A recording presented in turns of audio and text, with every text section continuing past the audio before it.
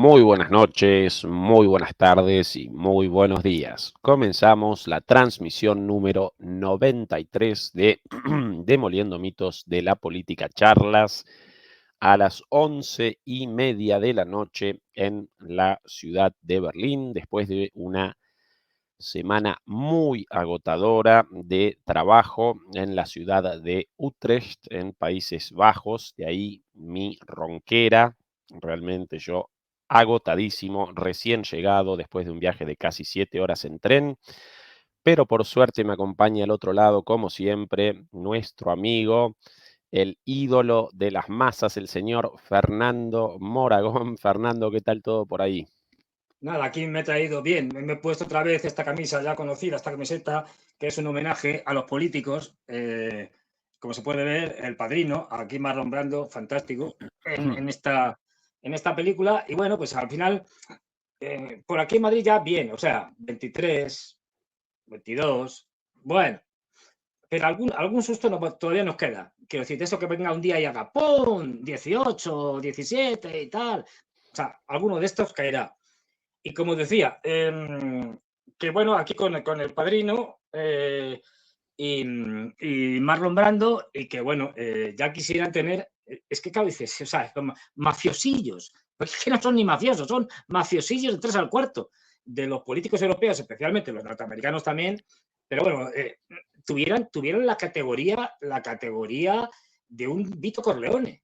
Es que este tipo era muy bueno, como mafioso, claro, o sea, no tiene escrúpulos, pero es que estos hacen lo mismo, pero son muy malos. Quiero Sí. decir, o sea, son penosos. Hombre, por lo menos este sabía, ¿no? Este era De un tipo baja con el que monta, sí, sí, sí, sí, mafiosos, sí, sí, pero podías de baja negociar. O monta, sea, sí, sí. podías, claro, acordaros de la escena esa famosa en donde están limando las asperezas de la guerra entre la familia del padrino y la del otro, la de tal. Bueno, pues se están negociando allí y al final pues, llegan a un acuerdo.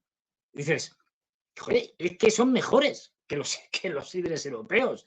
Es decir, que es que son una panda de impresentables. Entonces, bueno, pues yo aquí, con esto, ya quisiera que los mafiosillos estos de Europa, mafiosillos en el sentido de que no tienen la altura ni la categoría que tenían los grandes mafiosos norteamericanos. No porque no roben, pues roban seguro que más, pero bueno, sí, pero vamos, aquí estamos.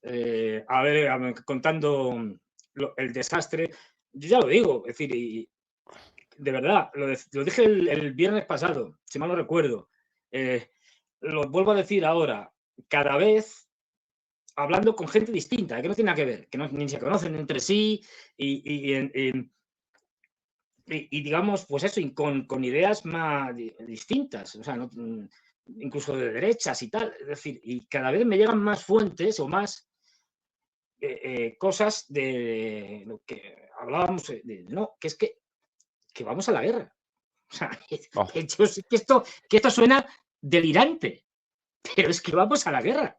O sea, es una chifladura, pero, pero es que están chiflados. ¿Qué se va a hacer? O sea, Fernando, hay después de sí, mi participación en esta conferencia, sí, efectivamente determiné que apareces en lo cierto. La Tercera Guerra Mundial ya comenzó, de manera indirecta hasta el momento, o en cuotas, como la llama el Papa Francisco, pero aparecemos encaminados hacia la Tercera Guerra Mundial de manera directa, sin, sin escalas.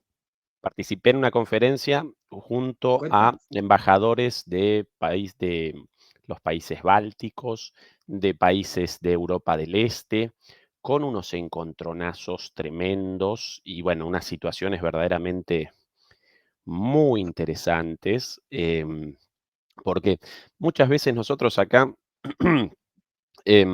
cuando presentábamos videos de von der Leyen, de Borrell, refunfuñábamos porque nadie, ningún expositor en una conferencia, ningún periodista, nadie realizaba una interpelación a esta gente ante las barbaridades. Bueno, yo quería participar diplomáticamente por la invitación y demás.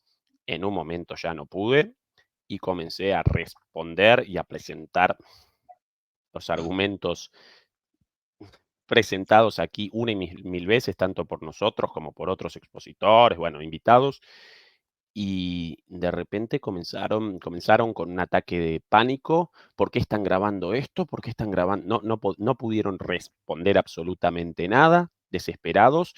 ¿Por qué graban esto si no lo podían grabar? Simplemente los estudiantes grabando la conversación, bueno, desesperados, y alguno abandonó la conferencia, algún embajador de un país báltico. A ese nivel, Fernando, barbaridades dichas, escuchadas barbaridades, Fernando, pero sin igual, ante las respuestas, ante el cuestionamiento, la desesperación y un guerrerismo verdaderamente sin igual. Voy a presentar esto a lo largo de la semana con los videos grabados, hoy no. Y mi segunda conclusión, Fernando, de este viaje, nosotros no aparecemos conscientes de la difusión de estos programas, Fernando, vos y yo. En Utrecht, en el culo del mundo, en la universidad, con holandeses y nada más que eso. De repente me llaman así, Ezequiel, demoledores. Demoledores en Holanda, Dios mío. Sí, sí, Es en decir, la ciudad de Utrecht. Yo ni siquiera había presentado esto públicamente, más allá de un comentario en la última transmisión. Paco de Ecuador, un saludo para él, después otra demoledora más. Y bueno, y los estudiantes holandeses con visiones críticas, y algunos también suscritos al canal, y todos con el comentario, ay, Fernando, ¿qué tal Fernando? Y Fernando también gracioso en la vida real, y bueno, te quiere mucho la gente, Fernando, en tú Utrecht. sobre todo cuando hables con alumnas, especialmente, y no, es mucho más guapo, más alto, más joven de lo que parece en las estas. A ver si cuela. Digo, en fin, pero vamos. Pero sí, no, fuera de bromas y tal, bueno, pues es una sorpresa, porque decir, vale, que gente de Latinoamérica y de España, un programa que sea en español, al fin y al cabo, bueno, tal, pueda subtitular y estas cosas, bueno, pero vale, sí, esto sí, pero ya un holandés, una lengua germánica, que no sé cuánto será la población holandesa que Sí, habla pero como español. sí, no, pero Sí, será bastantes, poca. bastantes, además con los subtítulos en YouTube hoy día, bastantes hablando español, comprendiendo el español, sorprendente, para mí siempre sorpresiva la difusión de esta charla, Fernando. Así que ninguno de nosotros millonario por esto, pero por lo menos Ah, algo generamos con esto, Fernando. Alguna qué, semillita crítica puesta en la cabeza de qué algún susto me has demoledor o dado. demoledora. Qué susto me has dado. Creí que ibas a decir algo así como, con esto y tal, ninguno de nosotros llegaremos a viejos, seremos liquidados antes. Digo, joder, es decir, no, vamos a ver, bueno, vale. Que millonarios no nos vamos a hacer esto lo tengo claro. Millonarios no. Pero, en fin, bueno, luego hablaremos. De A ver, millonarios, nosotros ¿no? somos. Claro, pero ya lo que hablábamos siempre, no, ya no, la censura ya es una cosa que la das por hecha, o sea, esto ya es como una cosa menor, una tontería, vamos, casi la agradeces. Es decir, es que me han censurado y tal, como que te dan prestigio, te dan caché. No, esto ya, pero desgraciadamente lo hemos visto con el intento de asesinato de Fico, luego hablaremos. Ya las tonterías han acabado para los atlantistas, para los anglosajones, y desde un presidente, vamos, un primer ministro, se lo quiere encargar, pues imagínate, bueno, Uf, nosotros tenemos menor uf. categoría, pero ya, si se atreven con un primer ministro, con nosotros directamente es que nos dan una colleja así, y ya está. Esta es la Europa real, la Europa de hoy. Es decir, la Europa en la que cada vez yo estoy viendo más que tras esa construcción europea que nos vendieron y que es verdad que ha ido variando, que ha ido transformándose, pero cada vez más, sobre todo desde los años 90, desde la desaparición de la Unión Soviética, para mí la desaparición de la Unión Soviética es discutible, pero es un desastre. Ojo, no estoy diciendo que la desaparición de la Unión Soviética, es decir, que la Unión Soviética no hubiera injusticias, que las había. Es decir, pero desde el punto de vista geopolítico mundial es un desastre. Ya digo que es discutible, que no es un tema, pero un desastre porque todo lo que ha venido después es consecuencia de que no existía un contrapoder a Estados Unidos. Resultado, pues en estas estamos. Y ha sacado algo que creíamos inocentemente que ya estaba, bueno, más o menos controladillo, que eran unos cuantos y tal, y ha sacado los restos del nazismo que quedaban en Europa, que pensábamos que eran 4 rescoldos ahí mal apagados, y luego estamos viendo que no, que no, que no. Que estos señores que se presentan como europeístas, defensores de los derechos humanos, de la democracia, de la libertad, esto es cara al público, pero cuando luego los oyes en privado, dicen otras cosas. Bueno, a propósito de las cosas dichas y escuchadas ahí, después de un discurso sobre el Estado de Derecho, la democracia, la crisis de la democracia, en última instancia es el tema de la conferencia, al rato, sin medias tintas, comenzaron las afirmaciones abiertamente racistas respecto al ADN de los rusos. Los No me puedo rusos creer. presentan un ADN tendiente a la guerra, al barbarismo, al autoritarismo, a varias veces repetido que el Pero no ADN de los metafóricamente. rusos, O sea, ¿pero qué lo del metafóricamente? ADN, ¡Ah, no!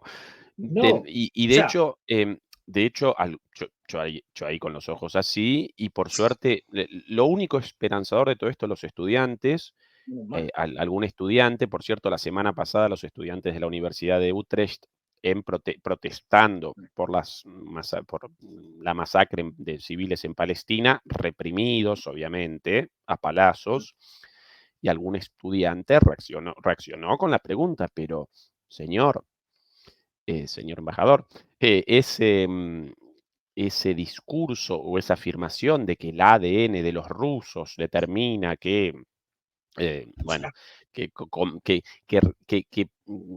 por su propia genética presenten una tendencia al expansionismo. Yo además muerto de la risa por dentro, porque recordaba la expansión de la OTAN y todas las invasiones a Rusia, pero bueno, el expansionismo de ellos de alguna manera. Y eso no representa un discurso racista, señor embajador.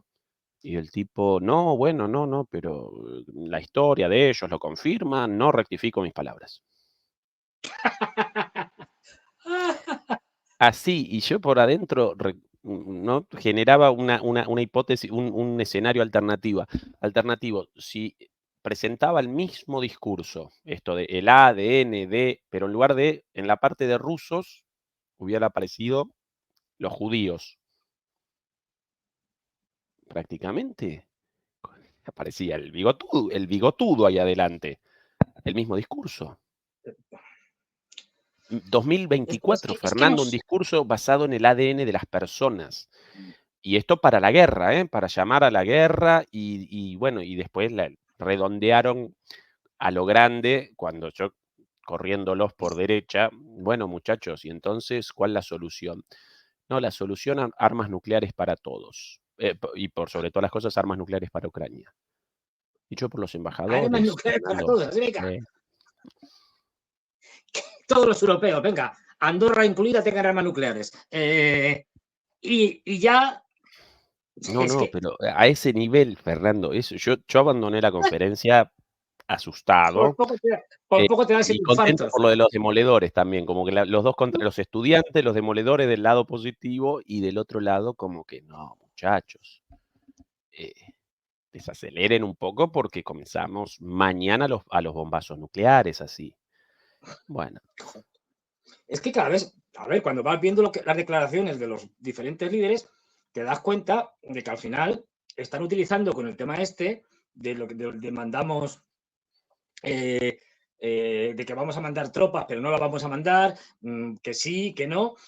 Aquello que tú señalabas muy bien que hacían, es que no me acuerdo bien, con los tanques, con la artillería, luego con los tanques, luego con los misiles, luego tal, ¿cómo era? Primero, ¿cómo era aquello que decías?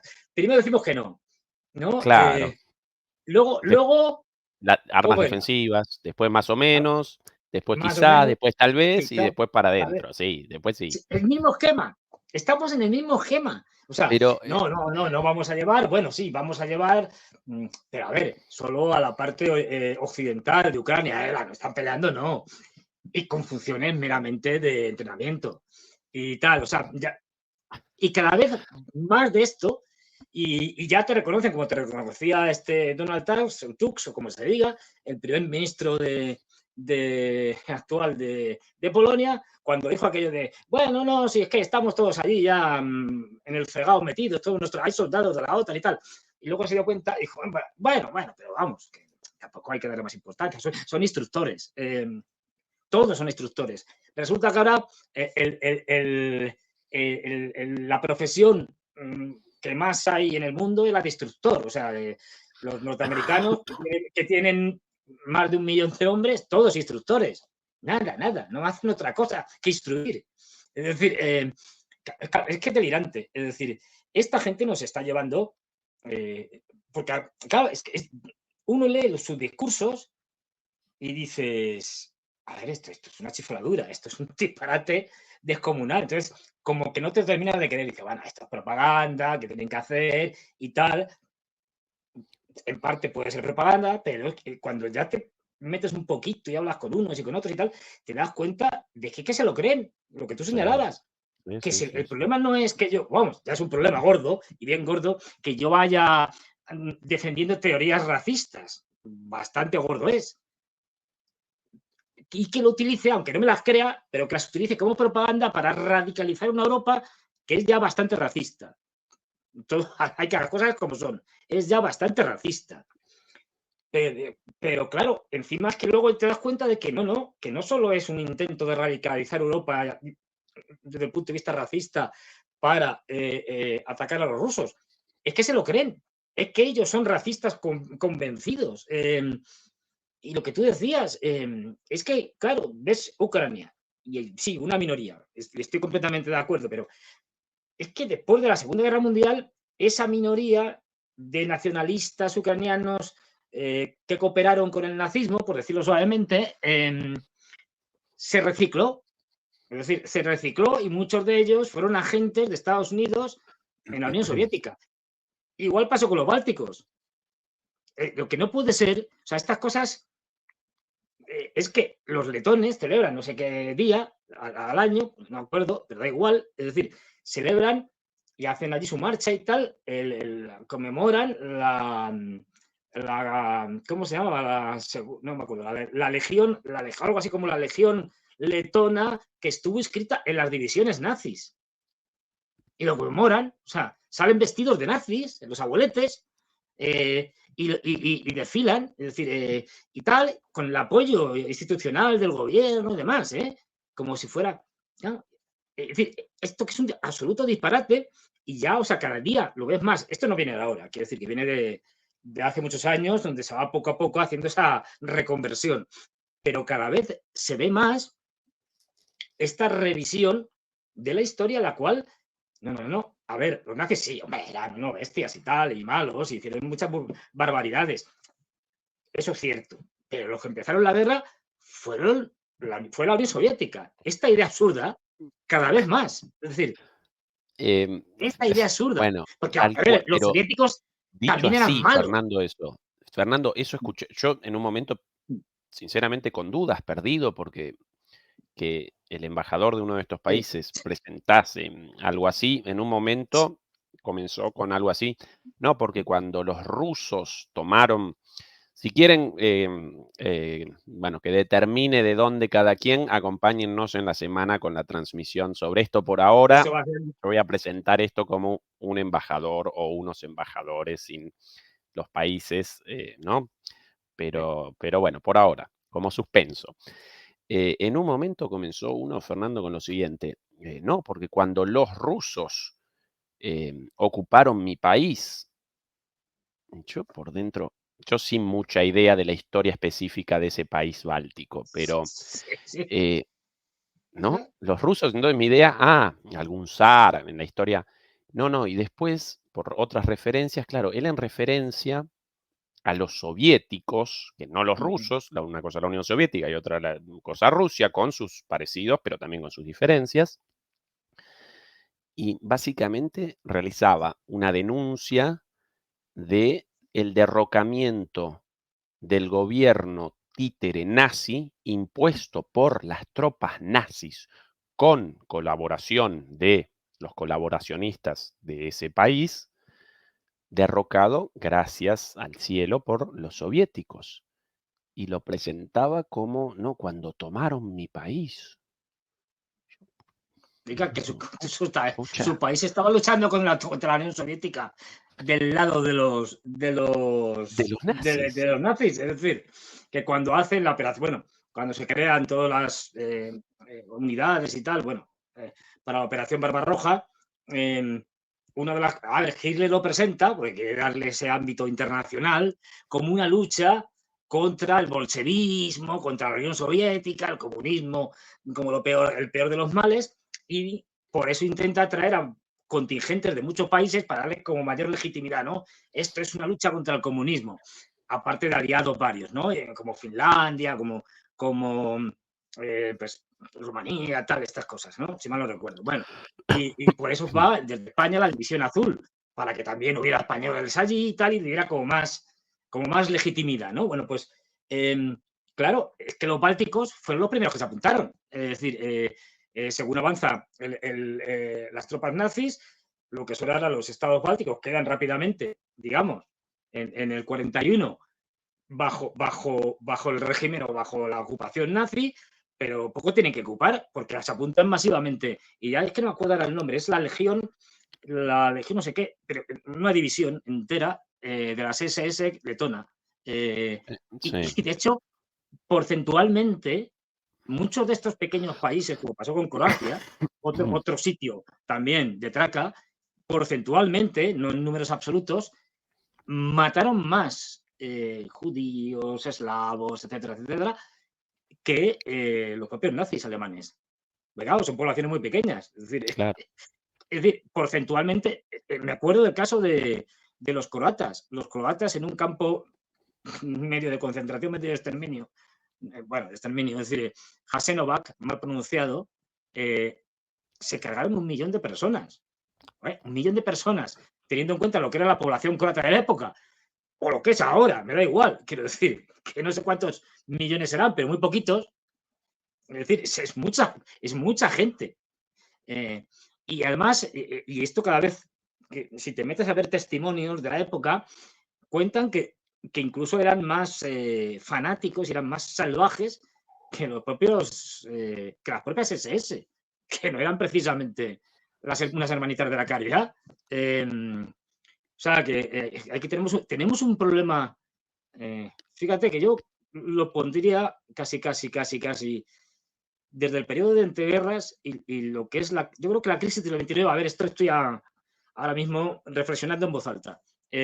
La crisis del 29 fue tal el impacto que tuvo en el capitalismo, es decir, no se esperaba algo de eso, estaban acostumbrados a las crisis cíclicas del 19 y bueno, más o menos sabían que eran crisis de oferta y demanda. Y ya está, es decir, habían sobrepasado la oferta, con lo cual venía la crisis hasta que se ajustaba a la demanda realmente existente. Dicho esto así muy, muy a lo bestia. Es decir, bueno, pero claro, lo del 29 fue algo distinto, no se lo esperaban. Acordaros de los locos años 20, ¿no? Presentados como una época de prosperidad, de tal, de Estados Unidos. Es decir, bueno, no se lo esperaban, que claro, solo salieron de esto, tanto en Estados Unidos como en Europa y especialmente en sitios como en Alemania, con la Segunda Guerra Mundial. Y yo creo que ahí es donde se genera, bueno, se genera antes, porque el fascismo ya está en Italia con Mussolini en los años 20, pero ahí se genera en ese periodo de entreguerras, entre la decepción de lo que es la Primera Guerra Mundial, el desastre que es la Primera Guerra Mundial es un desastre, y cuando lees las cartas de los soldados y cualquier cosa de estas, se te ponen los pelos de punta. Aquello fue una matanza como no se había visto nunca en la historia, pero una carnicería además en términos brutales. Eso deja a todos los europeos consternados, y a la gente más lúcida, como por ejemplo el pintor Groth, que a mí me encanta, tiene unos dibujos en donde aparecen constantemente veteranos de guerra con las piernas amputadas y tal, pasando, pues, andando por las calles, andando. Es decir, con un carrito, empujando con las manos, tal, porque era algo común en la Alemania de principios de los años 20. Lógico. Es decir, fue tal la barbaridad que hicimos los europeos que hay gente, la gente más lúcida, rechazó eso, bien con el arte, bien con la literatura, bien a través de ensayos o militando en partidos de izquierda, etcétera, pero hubo una parte, no nos engañemos, que se fue al lado contrario. Es decir, lo que eso produjo fue una reacción de autoritarismo, de claro, si el problema no fue la Primera Guerra Mundial en sí, es que nadie supo imponerse. Si hubiéramos sido más fuertes los alemanes, los franceses, los británicos y tal, podríamos haber ganado, podríamos haber ganado antes, etcétera y tal. Es decir, autoritarismo más control de eso que hemos visto, que también asustó a todo el mundo, que fue la Revolución Rusa. Es decir, fíjate, entre la Revolución Rusa, la guerra civil que pierden los occidentales, porque no hay que olvidar eso, no solo la pierde el ejército blanco, las tropas blancas, sino que la pierden los franceses, los británicos, que estaban allí. Los norteamericanos entraron en Vladivostok, hay fotos desfilando por Vladivostok, es decir, estaban todos allí metidos.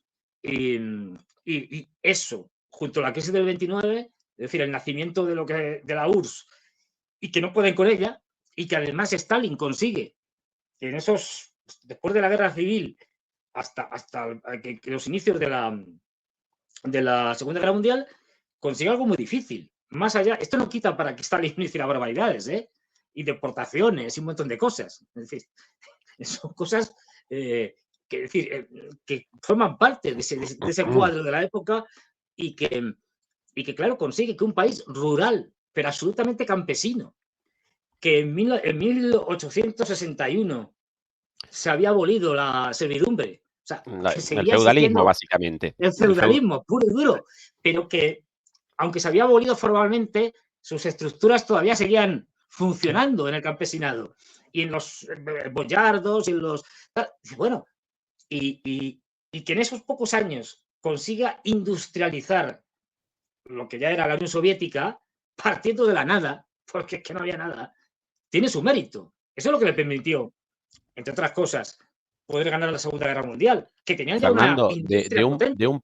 de un país a Mm. finales del siglo XIX, con estructuras feudales, no en sentido Sí, figurado, con no, no, feudalismo, una gente puro y duro. perteneciendo a un señor feudal y trabajando para ella como un semiesclavo, como un siervo con ese, de eso a uno de los dos polos del orden bipolar de la Segunda Guerra Mundial, con el envío de gente a la Luna, con bueno, el desarrollo de la tecnología nuclear, el salto protagonizado por Rusia a través de la Unión Soviética, lo cual no connota la exoneración de todas las barbaridades hechas por Stalin. Pero el Sí, salto claro, es que civilizatorio, fue tremendo. brutal, fue brutal. Claro, eso generaba temor en el occidente capitalista, porque estaban viendo que algo que era pues una sociedad, como bien señala, feudal, campesina, rural, con Analfabeta. estructuras analfabeta, fundamental. En muy pocos años se había conseguido una cosa increíble. Y estos señores, es decir, la Unión Soviética estaban Y opuestos al derrotando capitalismo, al defendían y un régimen. derrotando al nazismo en el medio, con todo Claro, las consecuencias de eso, 30 millones de personas muertas en el claro, medio de los claro. soviéticos. Quiero decir, se dan cuenta de que,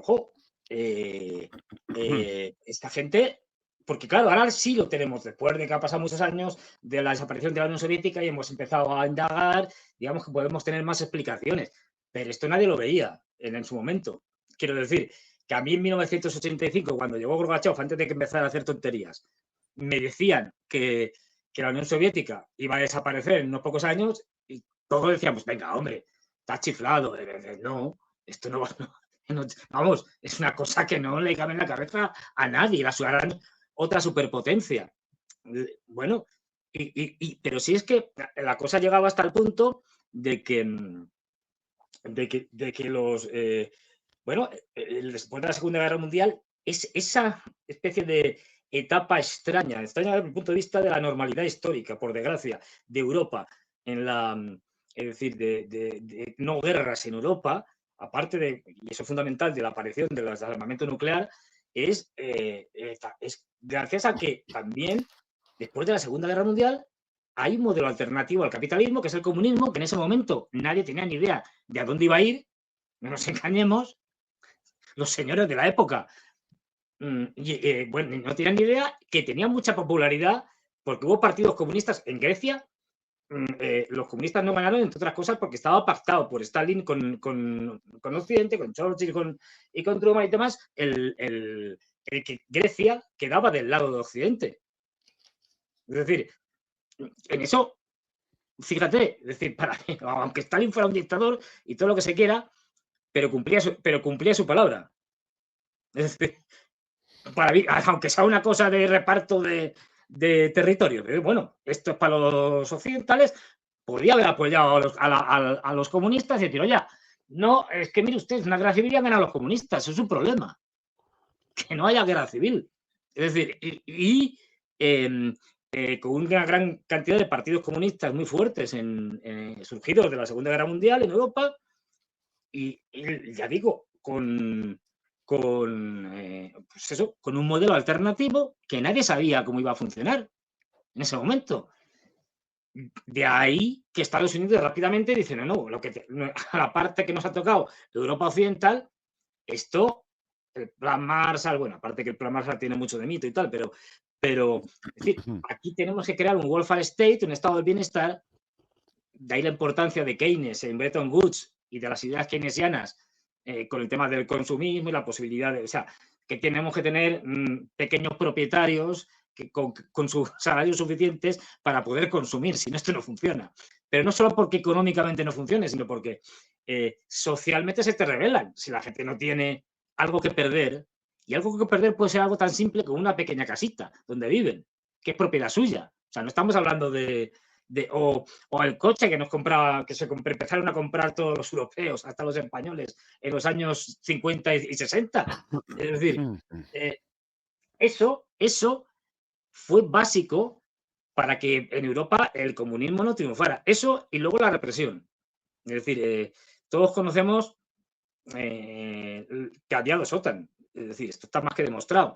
La OTAN oficial y luego la que estaba por detrás. De hecho, se llamaba Stay Behind.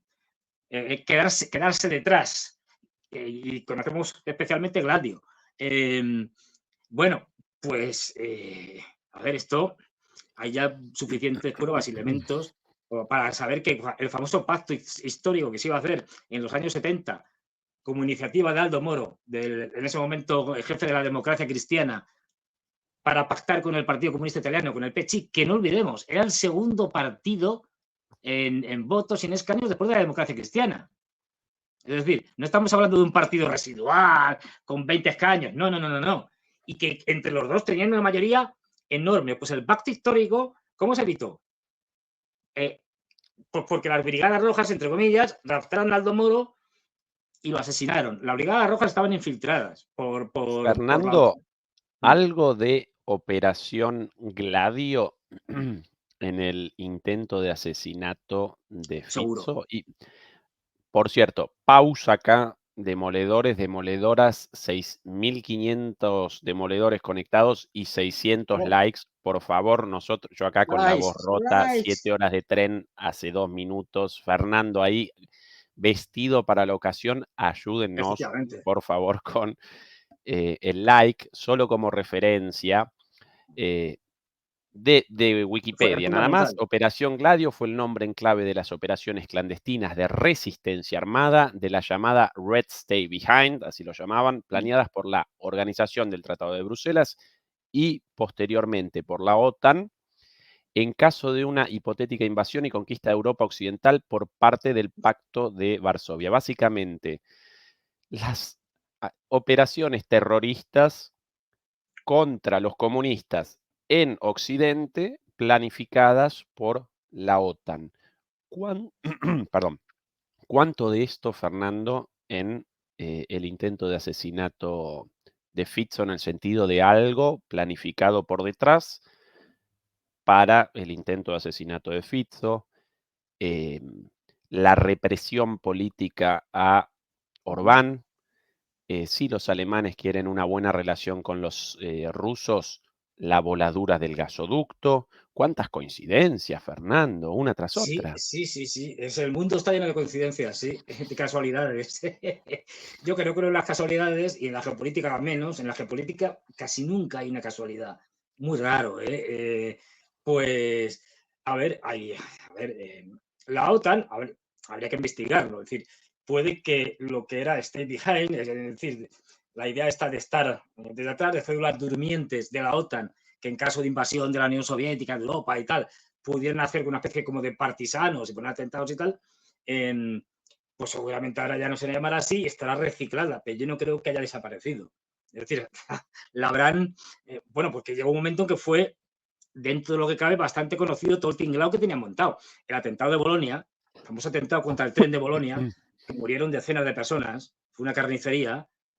Eso lo hizo un, entre comillas, grupo ultraderechista y luego se supo que fue la OTAN, utilizando unas siglas y una gente, pero esto igual pasa con las Brigadas Rojas o con otros grupos terroristas que ha habido en Europa, sean de izquierdas o de derechas. O sea, infiltrarse es bastante fácil bueno, para los servicios secretos, especialmente para servicios secretos como la CIA, etcétera, y captar gente. Y captar gente de esas organizaciones que están dispuestas a venderse por la razón que sea. O por las presiones que sean. Y bueno, esto se ha visto siempre. Es decir, la organización terrorista Baader-Meinhof, sus líderes aparecen suicidados, ahorcados. Bueno, pues a lo mejor lo hicieron, a lo mejor no. Pero como vemos que es una cosa que se repite en todos los ámbitos, desde el famoso caso, claro, cuando hay algo muy gordo, lo de los suicidios es una plaga. Y lo tenemos, por citar dos casos conocidos y que, digamos, no están directamente relacionados con la OTAN, bueno, pero vamos, el caso de Jeffrey Epstein, suicidado en su celda con dos tíos vigilándole, y además ahorcado. Yo no sé qué hay en las celdas norteamericanas, pero yo no veo cómo uno se puede ahorcar. Vamos, no creo que le dejen una cuerda ahí para que se ahorque. Es decir, ¿y de dónde cuelgan la cuerda? No sé. Me resulta que también, o sea, ¿qué le dieron? Una banqueta, una cuerda, un gancho clavado en el techo y dijeron, pero no, ¿se te ocurra suicidarte? Y digo, no, que va. Es decir, es que suena ridículo. Es decir, debe ser bastante difícil, digo yo no he estado nunca en una celda, por suerte, ya me tocará en su momento, cuando nos metan a todos aquí en la cárcel.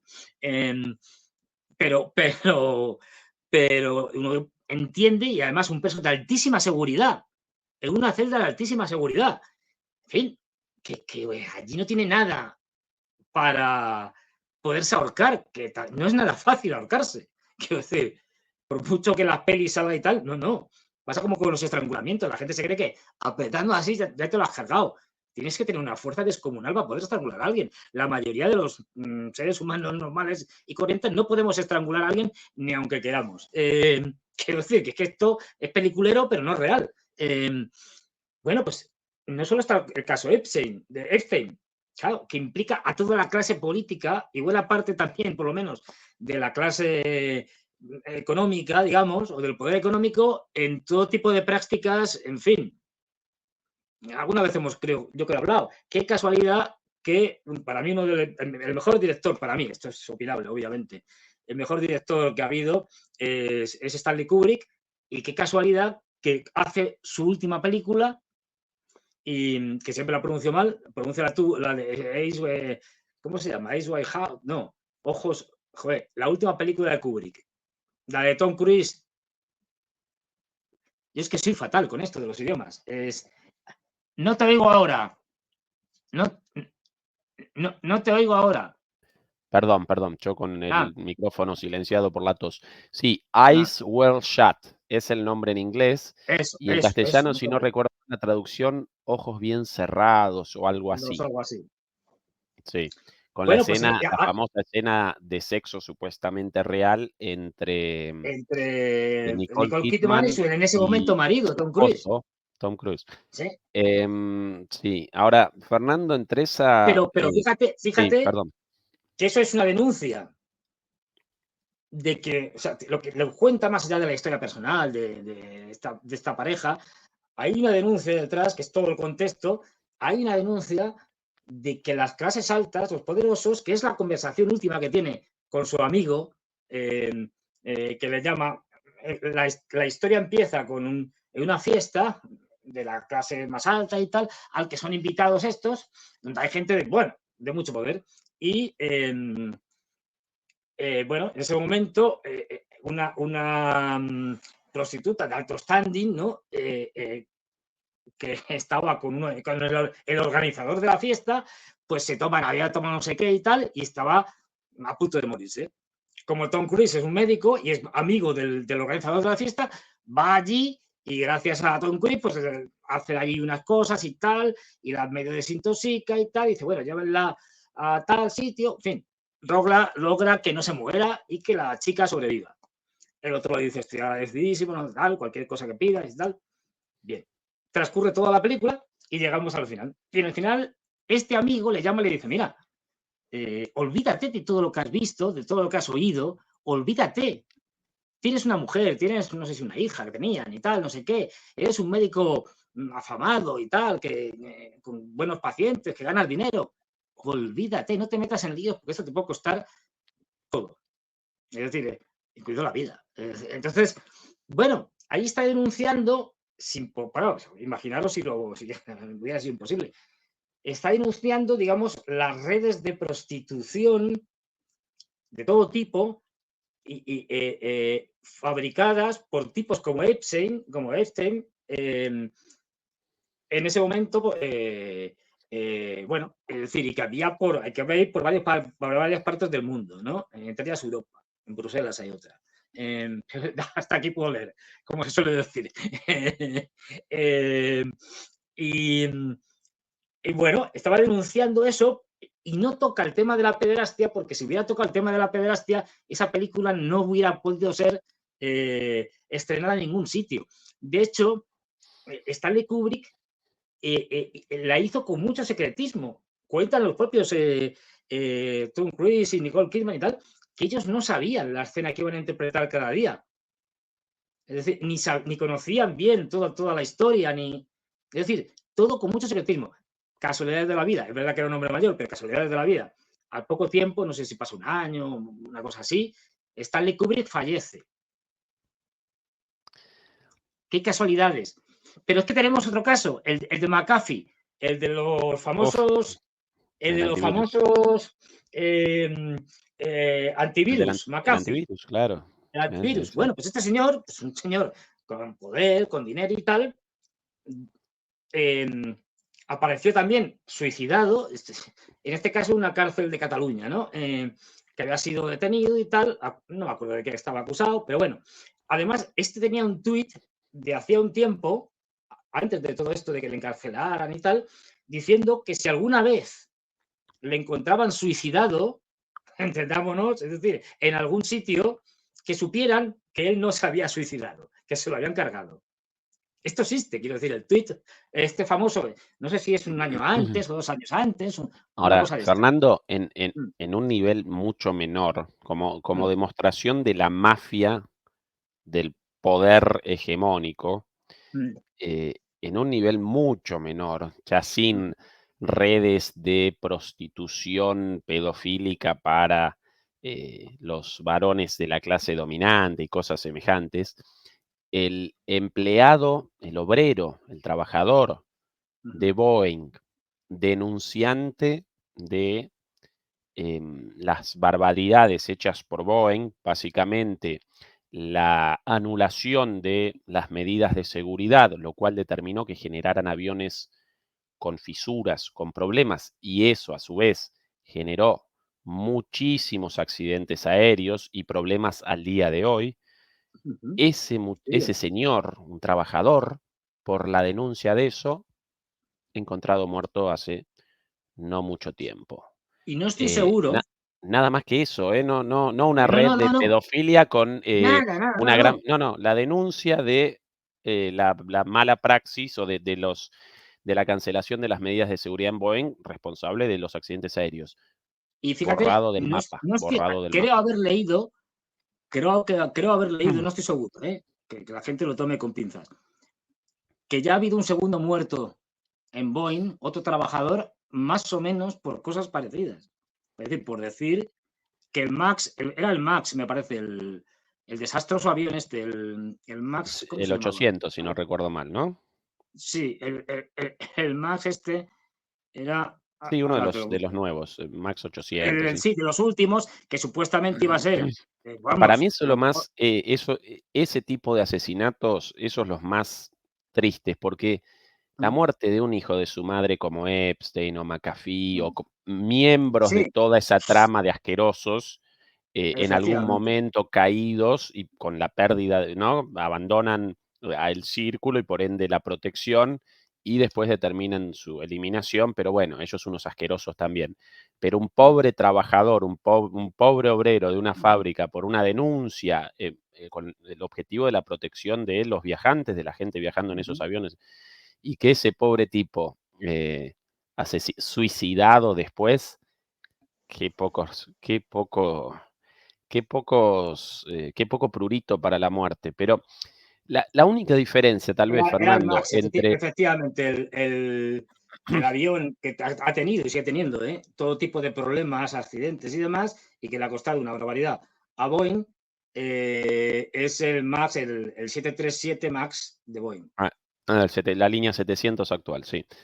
La única diferencia entre los mafiosos de antes y Mm, los de ahora, tu camiseta sí, del día de hoy ideal, quizás los de aquel entonces un poco más inteligentes, entre, por ejemplo, la Operación Gladio y las cosas escuchadas ahora en esta conferencia, por ejemplo, esto de cuidado porque si ustedes europeos, de uno de los embajadores bálticos, cuidado porque si ustedes dejan a Rusia ganar, entonces Rusia los va a invadir como nos invadieron a nosotros en el 44, otra vez, liberando a ese país de la ocupación nazi. Con lo cual, en esa equiparación histórica, está posicionando a Europa como a un territorio ocupado por el nazismo y a los sí, rusos como los liberadores de los nazis. Con lo cual, no solamente eh, deplorable desde todo punto de vista la afirmación, sino sobre todas las cosas un ignorante, sí, sí, ni sí, sí, siquiera sí, conocedor de su propia historia. Y esto lo sí, presenciamos, ¿recordás en Canadá, Fernando, cuando presentaban eh, a uno de los combatientes de la Unión Soviética sí, durante la Segunda Guerra Mundial? Si vos en la página de Wikipedia presentan las guerras como un superclásico, ¿no? De un lado los unos y, bueno, de un lado aparece la Unión Soviética junto a los aliados, Estados Unidos, Reino Unido, Francia, del otro lado aparecen los nazis.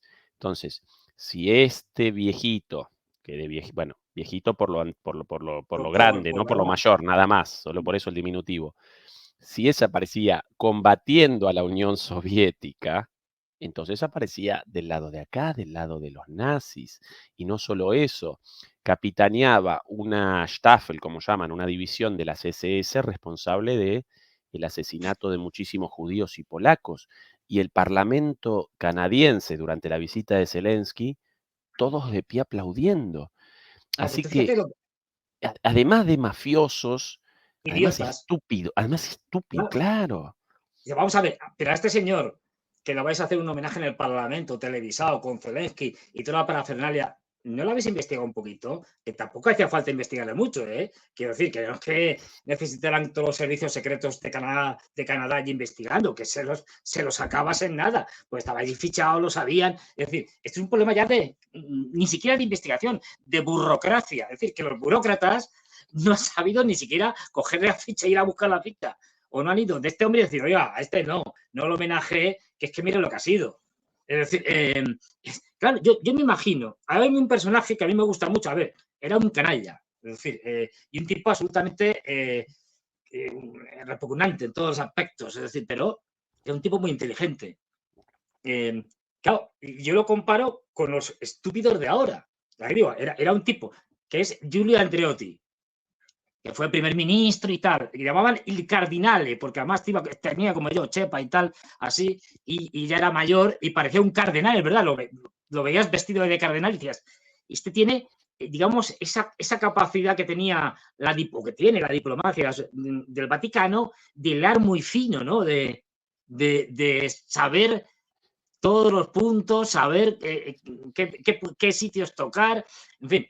Bueno, pues este tipo que estuvo que logró salir al final sin ningún tipo de cargos, pero que se probó que estaba relacionado con la mafia, que estuvo metido en todos los líos en la logia masónica P2, en el tema de Gladio, en fin, es que no había lío en que no estuviera este, pero claro, dices, este tipo era un tipo muy inteligente, muy astuto, muy hábil. Y claro, este tipo podía ser todo lo que fuera, que vaya un mafioso, en fin, un tipo impresentable, pero con estos tipos impresentables se puede negociar. Quiero decir, ya sabemos lo que son, pero son inteligentes. Y yo digo, bueno, si se sientan en una mesa, intentarán engañarnos, lógico, intentarán hacer todo tipo de triquiñuelas, pero no son tontos.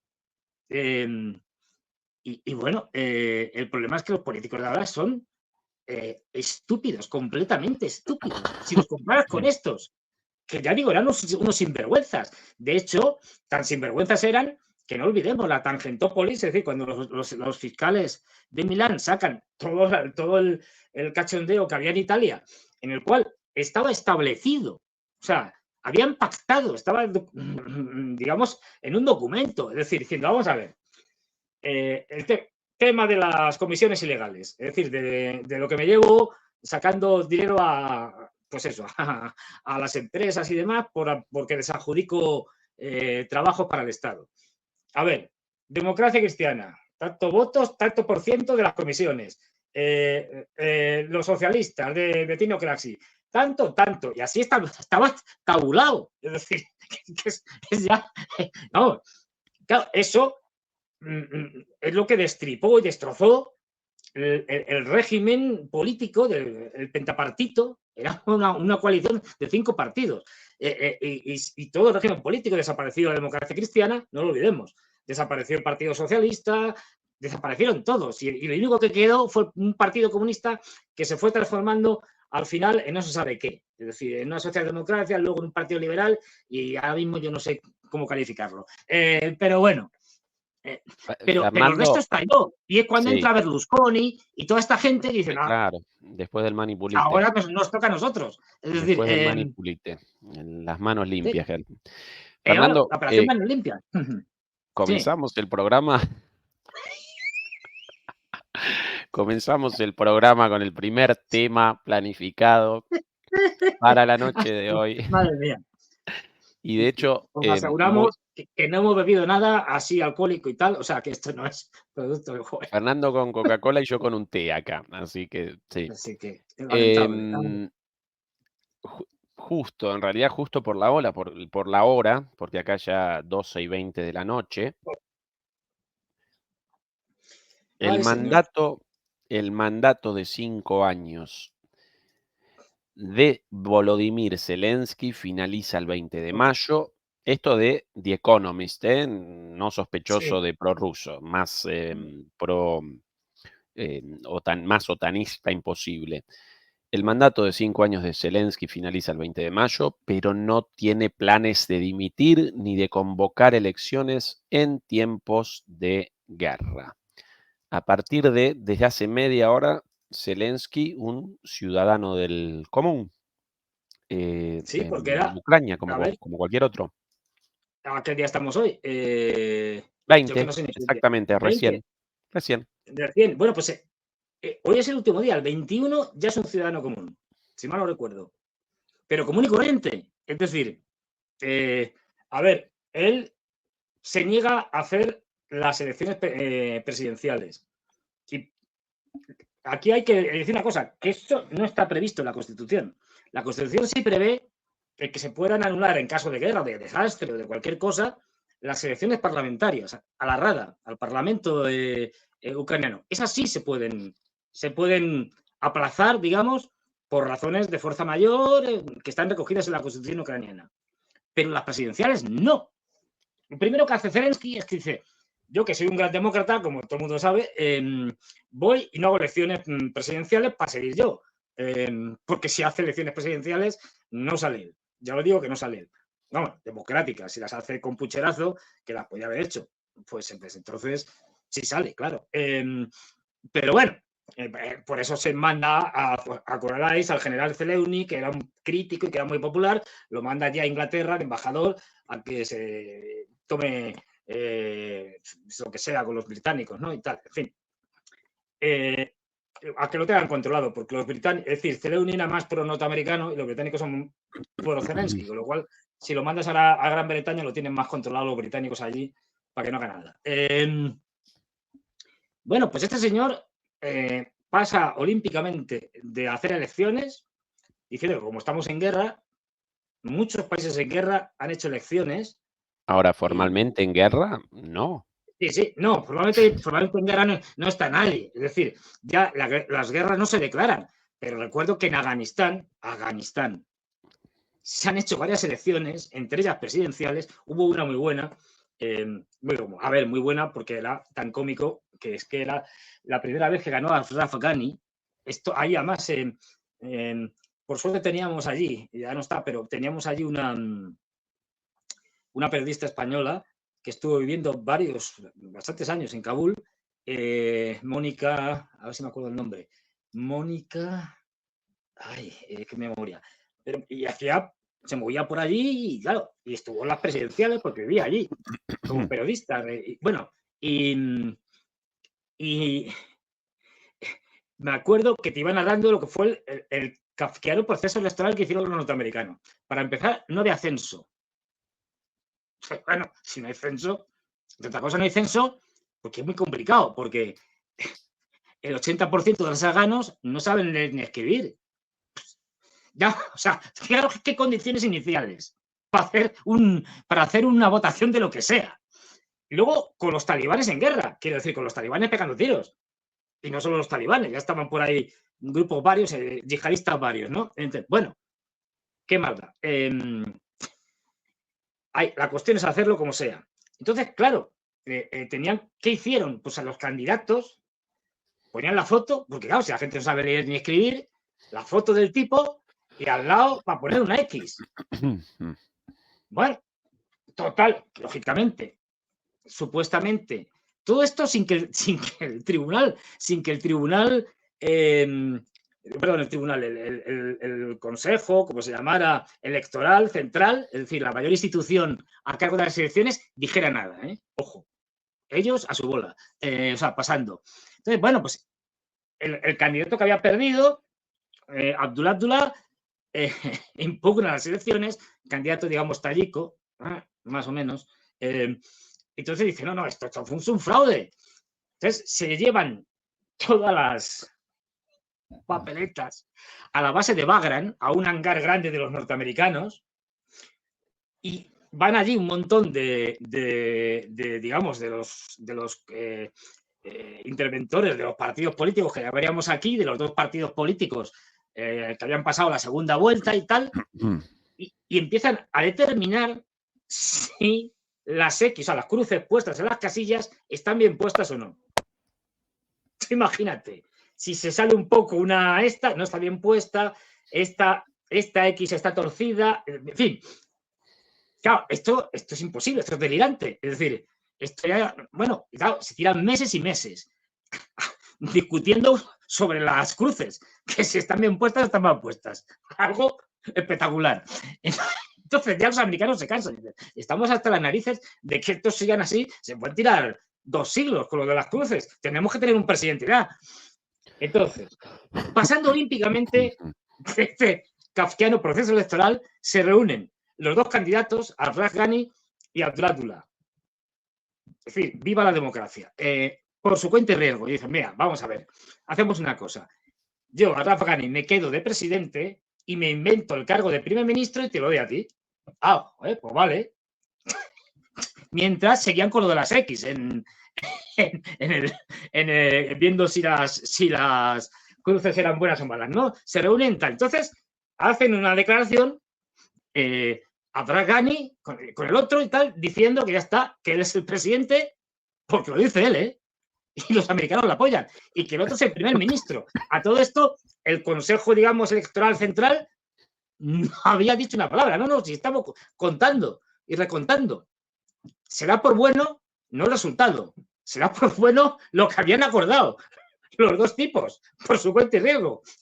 Y a partir de ahí, el presidente, bueno, el Consejo Electoral, para el colmo del disparate, el Consejo Electoral Central da las elecciones como buenas un año después de que esté gobernando. Dices, bueno, pues esta era la democracia a la americana que hacían en Afganistán. Fijaros que hasta en Afganistán hacían parodias. O sea, que no me cuentes Zelensky.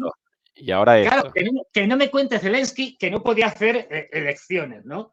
En fin, cuando se hacían elecciones en situaciones muchísimo más difíciles que las que está ahora mismo Zelensky, porque el resto de, y tanto las zonas muy limítrofes a la línea del frente, si acaso, en el resto se podría haber hecho perfectamente. Sí, además, había problemas que eran en Afganistán. además de la mentira de la ley supuestamente determinando que en estado de guerra, no, bueno, primero es una mentira, pero además, sin la declaración de la guerra formal, entonces imposible la aplicación de una ley. Así que mentiras por todos lados. Y a propósito de mentiras sobre sobre esto mismo, Fernando, sí. esto el día de ayer también. Atención a este diálogo de Zelensky en la televisión, porque ya en un momento, si no generara tristeza por la cantidad de gente muerta, generaría risa. Entonces, atención a esto. Un segundito, acomodo nuestro, ahora sí. Коли може бути український контрнаступ? Контрофенсива Чи є взагалі перспективи зараз такого контрнаступу? Є перспективи, для чого потрібно передусім стабілізувати ситуацію на фронті. Вона нестабільна, ви бачите. Зараз, я би так сказав, зараз їх черга, і їх треба зупинити. Ми зупинимо їх, і потім мати відповідну укомплектованість бригад для того, щоб розраховувати на наступні кроки, контрнаступальні тощо. Це може бути 25-й рік? Не можу сказати вам, чесно. No puedo, claro. Contraofensiva, sí. El año próximo, no puedo decírtelo, sinceramente. Todavía vendiendo lo de la contraofensiva, Fernando. Nuevo frente, agua, todo bajo agua, a oscuras. Todavía con lo de la contraofensiva. Lo penúltimo, porque esto ya va tan rápido, quiero decir que ya cualquier noticia ya se hace antigua en minutos, ¿no? Pero lo penúltimo, es decir, quejas tanto de soldados y oficiales por no haber preparado las líneas que supuestamente tenían que estar preparadas en la zona de Kharkov. Que llegan allí y se encuentran que los búnkeres y las fortalezas, las trincheras, que no estaban hechas. O estaban hechas a media. ¿Por qué? Una parte de los que tenían que hacer eso se hayan metido corrupción, lógicamente, el dinero para hacer esto en el bolsillo. Luego, el desastre que es que tienen que movilizar, claro, como no hay apenas reservas, pues tienen que empezar a sacar unidades. Y lo que sacan es, pues, 5 de aquí, 3 de allá, es decir, de Chasillar a Zaporilla, por fin todo Rabotino está en manos de los rusos. Lo de Rabotino va a ser épico, vamos. Es decir, va a haber que escribir una historia solo de la aldea de Rabotino. Porque esto es una cosa, pero bueno, cosas aparte, paréntesis aparte. Teniendo que levantar, y claro, cuidado, porque una forma de engañar, es decir, ahora hemos mandado, ahora mismo en la zona de Kharkov está yendo o están ya el regimiento tal, el regimiento 35, el regimiento 47, el que sea. Cuidado. No está el regimiento entero. Está un batallón del regimiento, que no es lo mismo, porque no hay para más. porque si quitas más de los otros lados, ya que es un paseo militar para los rusos. Bueno, el zoológico que hay ahora mismo ucraniano en torno a Kharkov de vehículos, Abrams, Leopards, de todo, Striker, es decir, vehículos europeos, claro, una unidad de aquí, otra de allá, cada una con vehículos de todo tipo, es de traca. Es un desastre y lo reconocen ya ellos, es decir, cada vez más. Y que ya están diciendo, aunque también lo digan para intentar que los occidentales le den más dinero, pero ya lo están diciendo, el propio Zelensky lo dijo, es decir, que si no hay más pasta, es decir, si no hay más dinero, esto se acaba en 2 días, es decir, que no dan para más. Y sobre todo es que Ucrania tiene un problema que ese no se sustituye con dinero. Ese sí que es muy difícil. Y es que les falta gente. Es decir, les falta soldados y están reclutando todo lo reclutable.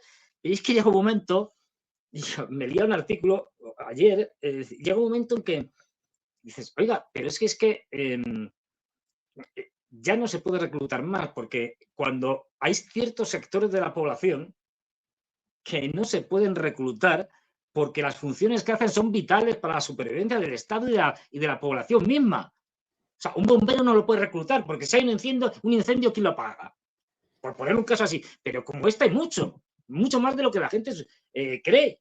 Es decir, ahora mismo la situación de la electricidad en Ucrania ahora mismo es un desastre. Están casi todas destruidas o muy tocadas todas las centrales hidroeléctricas y de carbón. Las que no han tocado, obviamente, son las centrales nucleares, que son 3. Pero claro, esto está haciendo que Ucrania pasara de ser exportador a ser importador de electricidad, como también están bombardeando las conexiones por las cuales le suministra Hungría, Polonia, Eslovaquia, tal, electricidad, se están quedando con graves problemas de electricidad, que muchas ciudades están diciendo apagamos la electricidad desde las 9 de la noche hasta las 6 de la mañana o las 7. Es decir, implementando pues eso, cortes de electricidad porque no hay. Bueno, esta es la situación, ¿no? Claro, lo de Zelensky diciendo que sí, que vamos a hacer una ofensiva el año que viene, pues eso, resulta cómico si no fuera por lo dramático. No sé con qué vas a hacer la ofensiva. Es decir, pues no sé.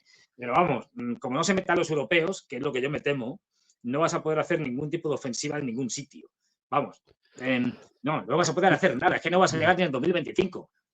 Y ahora tenemos eso, que como señalábamos, a ver qué se inventa la OTAN para seguir legitimando. Bueno, tenemos primero es que ya está toda la conferencia esta que van a hacer en Suiza, la conferencia de paz en la que no están los rusos. Bueno, vale, pues lo que usted quiera. Es decir, pasará a la historia como la conferencia de paz más extraña, en la que solo participa una de las partes en conflicto. Bueno, y en la que se han negado a participar los aliados de las partes de conflicto. Y ni siquiera aliados, es decir, ya vémosle que están más o menos en su posición. No ha ido China, no ha ido Sudáfrica, los BRICS han dicho que no iban. Entonces, vamos a ver, ¿esto qué es? Pues una parodia, es decir, o en todo caso un intento de Occidente de coger a Zelensky por el cuello y de obligar a hacer algo que decidan los occidentales, que tampoco se ponen de acuerdo entre ellos. Esto hay que decirlo bien claro. No hay una posición unánime entre Estados Unidos, ni dentro de Estados Unidos, los británicos y los países europeos. No, para nada. Hay un montón de opiniones distintas y enfrentadas. O sea, esto es ya un coro que desafina por todos los lados. En esas van a hacer, pues no se sabe qué, es decir, un paripé donde sacarán algo para intentar, pues eso, preparar el desastre de alguna manera que se les viene encima. Pero bueno, porque otra cosa es que o llamar a unas conversaciones absurdas que nadie va ya ni a tener en cuenta. Pero, Fernando, presentamos las palabras de Aristovich respecto a esta situación, bastante durísimas, interesantes. Y un tipo Aristovich, más que cuestionable, hasta hace no mucho tiempo, un colaborador del gobierno de Zelensky, el cual debió abandonar el gobierno por Del riesgo peligro. de muerte, por el peligro, debido a, bueno, su cabeza, bueno, a que presenciaba cosas y realizaba declaraciones alertando sobre el futuro de Ucrania. Naturalmente, todas esas advertencias hoy aparecen todas cumplidas, todas materializaron, y debió abandonar Ucrania, y a partir de entonces aparece como una voz ucraniana crítica de Zelensky, o contraria al gobierno de Zelensky. Aquí sus declaraciones del día de ayer. Моральные некомпетентные уроды, ворующие на крови, неспособные принимать решения, неспособные дать позитивную мотивацию, способные только ужесточать ситуацию, все хуже и хуже, делая ее некомпетентностью, воровством и неспособностью дать позитив. Ну, позитивную мотивацию, объяснить людям, за что они воюют, дать надежду на будущее и прочее. Все ухудшающее, убивающее бизнес, преследующие группы мыслящих и инакомыслящих людей и так далее. Вот и все. А почему они нами правят? Потому что мы сами в большой степени такими же являемся. И таких же выбираем. Они же не с Марса к нам прилетели, это мы же их выбрали. Правильно. Вот и все. Это диагноз. Как говорит Юра Романенко, Второй Украинской Республике конец. Если она просуществует еще какое-то разумное время, то еще несколько сотен тысяч людей погибнет, еще больше все развалится. Она оказалась, как сказать, провальным проектом.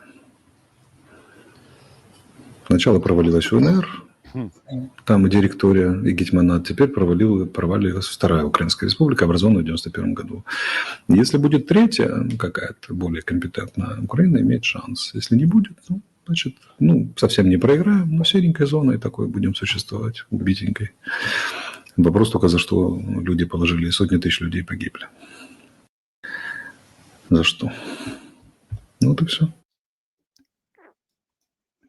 Duro.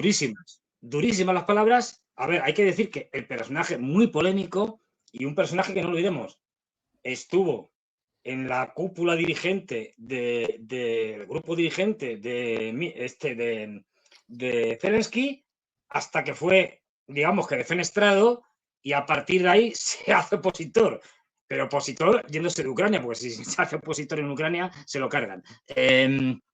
Estaba, no sé por dónde andar ahora, pero estaba en Suiza, por lo menos estuvo un tiempo en Suiza. Y a partir de ahí, el tipo que no es tonto, otra cosa es que sea un sinvergüenza y un tipo inmoral, que lo es, pero no es tonto. Es decir, empieza a decir lo que ya sabía y antes no decía. Pues que primero que los rusos van a ganar, que además los rusos tienen razón, eso ya es más fuerte. Es decir, como hemos visto ahora, algo durísimo. Es decir, pone, verdes a los dirigentes ucranianos, los llama de monstruos para arriba. Es decir, alguien, verdaderamente, unos psicópatas carniceros, es lo que le falta decir. Y lo peor es que después de que reconoce que esto va a acabar con Ucrania, acaba con Ucrania, mira, la Segunda República Ucraniana, ya esto es cuestión de tiempo, vamos, lo que tarden los rusos en liquidar esto.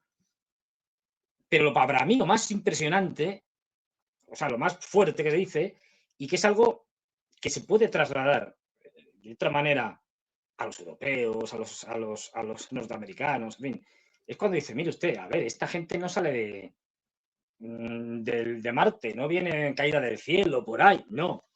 Esta gente ha salido elegida en unas elecciones y al final siguen en el poder porque nosotros, los ucranianos, refiriéndose a él como ucraniano y tal, somos en parte como ellos. Ojo, traslademos esta afirmación a otra época histórica, al de la Alemania nazi, y entenderemos mucho mejor por qué no se rindió ni un solo alemán hasta que, vamos, ¿no? Y después siguieron, hasta la rendición de los alemanes ante las potencias aliadas. Luego incluso hubo una especie de maquis nazi que sigue actuando. Pero bueno, pero claro, el apoyo masivo alemán es que es algo innegable. Y lo traslado a las democracias europeas. Tenemos los líderes que no merecemos. Es decir, Si el señor Scholz, la señora Helena Barbuck, el señor Macron, el señor Pedro Sánchez, es decir, la Meloni en Italia, el Sunak en Gran Bretaña, que son todos una panda de incompetentes y una panda de traidores a sus propios países por estar al servicio de los intereses de Estados Unidos, fundamentalmente. Bueno, pues si estos individuos son el resultado, y los políticos que les rodean, bueno, no solo son los líderes, son los parlamentos que tenemos, que son todos una panda de analfabetos, son el resultado de las sociedades que tenemos, que son unas sociedades que en buena medida comparten muchas de estas ideas que representan nuestros parlamentarios, nuestros presidentes, primeros ministros, ministros, etcétera. De ahí que la gente muy intelectualmente muy profunda, hace tiempo, no ahora ni hace 2 años, desde hace ya bastantes años, se lleve planteando el grave problema de la crisis de la democracia liberal. Es que esto ya no funciona. Y esto es un tema que se ha debatido y se sigue debatiendo. O sea, no es un tema, y no es un tema de 4 gatos, no. Se han escrito libros, es decir, porque hay un problema grave y es que la democracia liberal hace aguas por todas las partes. Y todas las partes es también la población que debe sustentar una democracia. Si nos resignamos a votar una vez cada 4 años, pero la participación política es inexistente entre votación y votación, esto ya no es una democracia. Por muy legales que sean las votaciones, la democracia se basaba en la participación política de la población, del ciudadano. De ahí el concepto de ciudadano. Es decir, activo. Y bueno, como encima te lo complican todo, y luego al final tenemos que claro, hemos delegado todo en unos políticos que nos demuestran una y otra vez, da igual que cambie un partido y venga la oposición, corrupción, que encima nos cuentan la película de la corrupción, de no, estos son casos aislados. Y claro, llega un momento y dice, oiga, llevamos 250.000 casos aislados, más bien los casos aislados serán los contrarios, los que no son corruptos, donde se ve todo tipo de tramas, pero de lo más rocambolesco, es decir, aquí tenemos, bueno, el comisario Villarejo es toda una fuente de desastres de todo tipo y condición, ¿no? Donde salen periodistas corruptos, bueno, de todo. Y no pasa nada. Seguimos votándoles. Pues claro, es decir, somos culpables. Es decir, somos culpables. Y lo demás es tonterías. Es decir, igual que los ucranianos que siguen apoyando todavía y que no se rebelan, que yo parto de la base que no es fácil contra este régimen tiránico, pues son corresponsables. Yo no digo que sean héroes, yo no soy un héroe, ni tengo vocación de serlo nunca, ni mártir. Pero hombre, una cosa es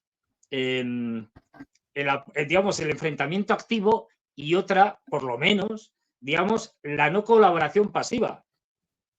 Es decir, y voy a poner un ejemplo tremendo y extremo, muy extremo. Me acuerdo que hablábamos, creo que era el último domingo, sobre Von Braun y no me acuerdo si era contigo o con otras personas o en Negocios Tío, en fin, no sé. Sobre Von Braun y lo que suponía Von Braun. No olvidemos que Wernher von Braun, el padre de la carrera espacial norteamericana y el gran jefe que llevó al éxito del aterrizaje en la Luna, era un nazi, pero no un nazi cualquiera. Es decir, era un nazi que construía sus cohetes con mano de obra esclava, fundamentalmente soviética. Esta gente duraba poquísimo, pues los trataban, apenas les daban comida, no sé, a golpes. Ellos sabían que iban a morir. Y primero estuvieron en Peenemünde, que era una zona donde se construía al aire libre, cuando los americanos y los aliados detectaron la zona, la bombardearon y trasladaron las instalaciones y las pusieron en una montaña subterránea. ¿Estos hombres qué hacían? Si algunos estaban fabricando las V2, cuando no les veían, meaban. ¿Y dónde meaban? En las V2, en los cables, para que no funcionaran bien. Yo no digo que haya que hacer esto. Esa gente son unos héroes. Pero una cosa es este extremo, otra cosa es algo que siempre se ha podido hacer, la resistencia pasiva. No colaborar. Es decir, y esto no lo estamos viendo en Ucrania, ni lo estamos viendo en muchos sitios. Quiero decir que esto no es solo cosa de los ucranianos, ni lo hemos visto. Resistencia pasiva, es decir, si yo tengo que hacer un informe, lo tengo que hacer porque si no, digo, dentro del Estado, porque mi jefe tal, pues si el informe lo tengo que hacer y lo puedo hacer en 2 días, pues tardo 10. Por decir algo, quiero decir, hay muchas maneras de sabotear, si arriesgarte al máximo, un régimen como el de Zelensky. Y eso no lo estamos viendo, yo no lo estoy viendo. Es decir, con lo cual, ahí Arestovich tiene razón. Por mucho que me disguste coincidir con Arestovich, que no es un personaje al que tenga cariño, cero cariño, es un ¿cómo diría yo? Es un sinvergüenza inteligente y que cambia de bando según le interesa. Es decir, aquí lo llamaríamos un chaquetero, pero bueno, que son los que cambian de bando por interés. Pero, o sea, un tipo absolutamente execrable. Pero tiene razón en eso. Es decir, cuando dice esto, y por lo tanto se está buscando un futuro en la próxima Ucrania o lo que quede prorrusa, o sea, el tipo no es tonto, el tipo ya, una vez que lo han echado, han dicho, yo aquí me tengo que buscar la vida en la futura Ucrania que haya, o lo que quede, o cómo se incorpore, a ver si hay suerte y me reciclo y luego me puedo meter en algún cargo. O sea, el tipo es impresentable. Pero esto es cierto. Es decir, lo que dice es cierto. Y que Ahora, sus jefes son unos Fernando, monstruos. Es cierto. lo mismo aplicable a las sociedades europeas, Lo mismo. lamentablemente. En el caso de mi país, la Argentina, lo mismo aplicable con respecto a Milei, quien por cierto hoy protagonizó un discurso lamentable en España, invitado por Vox, protagonizó un escándalo de discurso patético, un estandapero, bueno, no el presidente de la Argentina, un tipo en una sesión de stand-up, ¿no? De comedia, algo lamentable, pero esta es la Bueno, situación del mundo ahora, tú, lamentablemente, ¿no?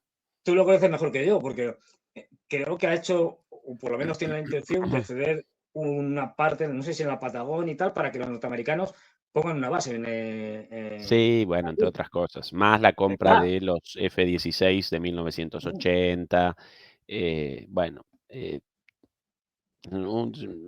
¿qué más referencia que un tipo hablando con perros muertos?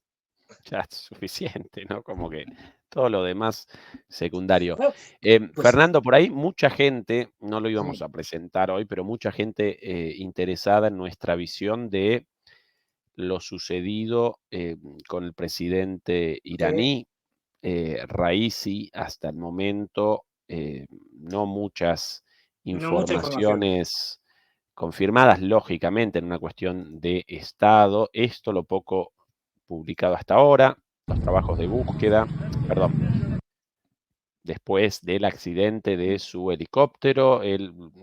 Su helicóptero era acompañado por otros 2 helicópteros. Esos otros 2 helicópteros pudieron realizar el trayecto sin problemas. El de él supuestamente no, debido a un aterrizaje de emergencia en el medio de las montañas. Estos los trabajos de búsqueda.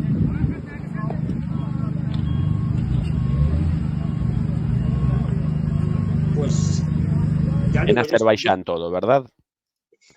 parece ser, todo esto, que la gente que nos está viendo y oyendo lo tome con muchas pinzas, porque la información que tenemos es muy poca y podemos equivocarnos muy fácilmente. Zona Lo poco que hemos montañosa, podido, mucha niebla también. Hay más imágenes. zona montañosa, es decir, según parece, había unas conversaciones informales, es decir, las que hacen los políticos habitualmente entre dos vecinos, entre Azerbaiyán e Irán, y además a máximo nivel.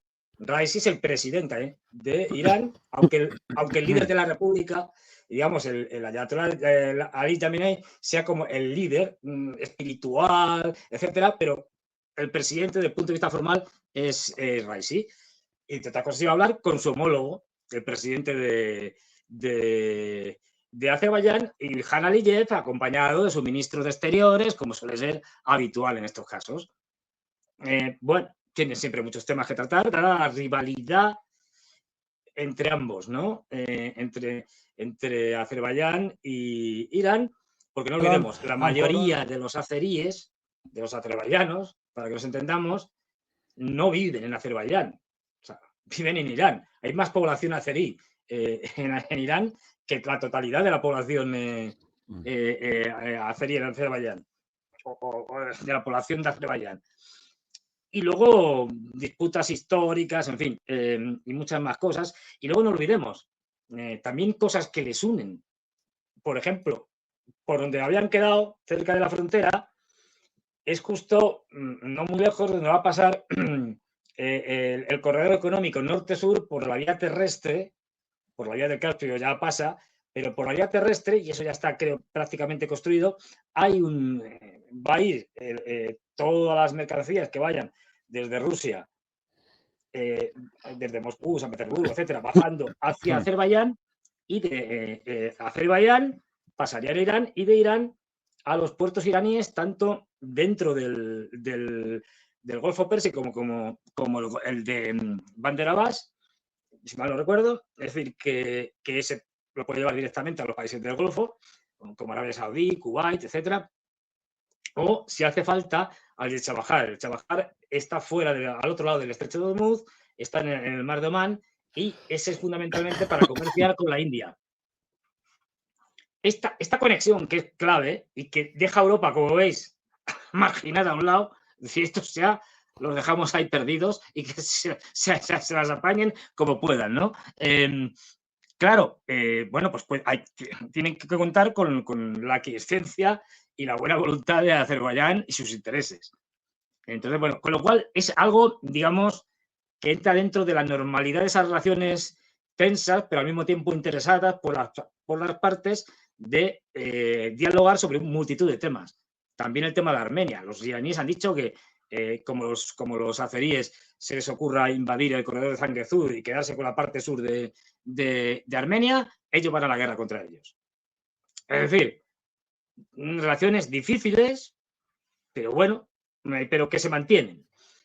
Y a la vuelta es cuando, según parece, ya entran ahí, según parece, iban 3 helicópteros, uno de ellos se ha estrellado. No, por lo menos yo cuando lo vi, lo último que vi, no estaba claro si Raisi y su ministro de Asuntos Exteriores estaban en el que se ha estrellado o en los otros dos. Hay fuentes que dicen que sí, hay fuentes que dicen que no. Lo que parece también es que el ayatolá Ali Khamenei había convocado al Consejo de Seguridad iraní. Vamos a ver, todavía no tenemos claro ni si ha sido un accidente.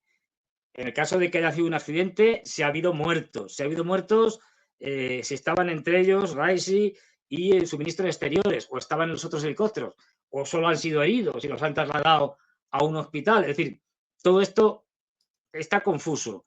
En una zona además complicada, en una zona montañosa, como habéis visto las imágenes, con niebla y tal, un sitio complicado de acceder, ¿no? Y bueno, vamos a ver, porque que yo sepa, puede que mientras estábamos hablando y tal, hayan emitido algún comunicado, no lo sabemos, pero no se había hecho ningún comunicado oficial al respecto. Estaba reunido, según parece, el Consejo de Seguridad y ahí pues determinarán lo que sea. Esperemos que ha sido un accidente de verdad. Quiero decir, bueno, o que los iraníes lo consideren un accidente. Y esperemos que Raisi y su ministro de Exteriores sobrevivan en el caso de que estén heridos o no hayan sufrido ningún tipo de herida y tal.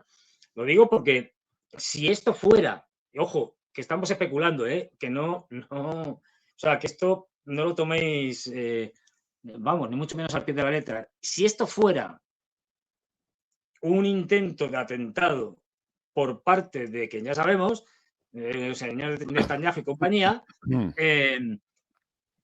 pues la cosa sería muy grave. Ya digo, no lo sabemos, ojo, de antemano.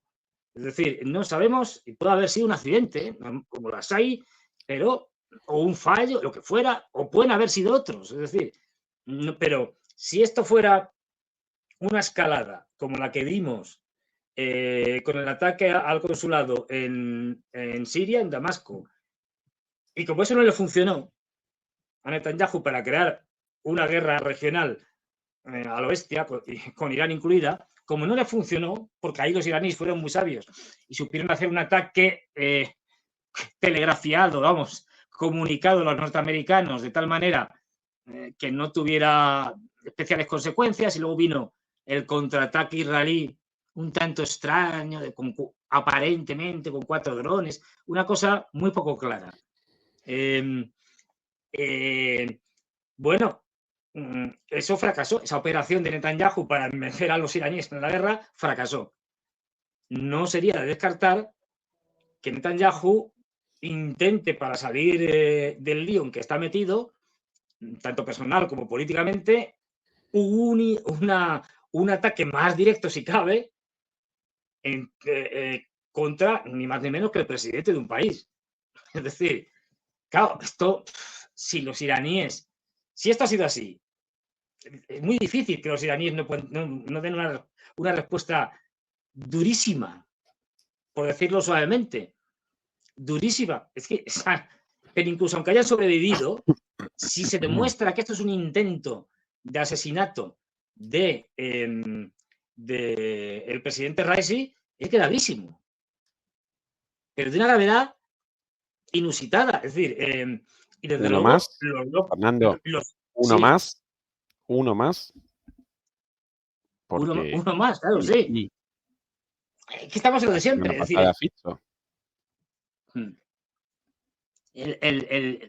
claro, vamos, ya digo, hay que esperar, va a ver qué dicen, porque esto también es muy importante. Sea lo que sea, una cosa es lo que sea y otra lo que los iraníes digan que ha sido. Claro. Esto es importante.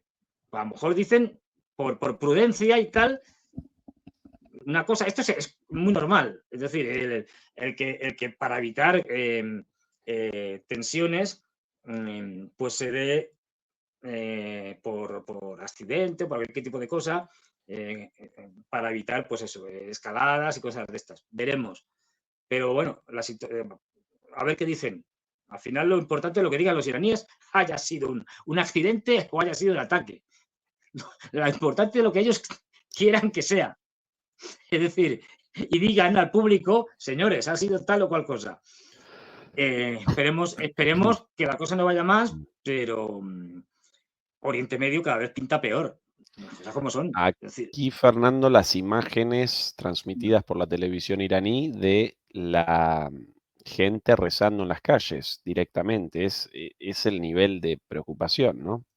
Claro, estoy mirando por aquí. Aquí, ahora sí.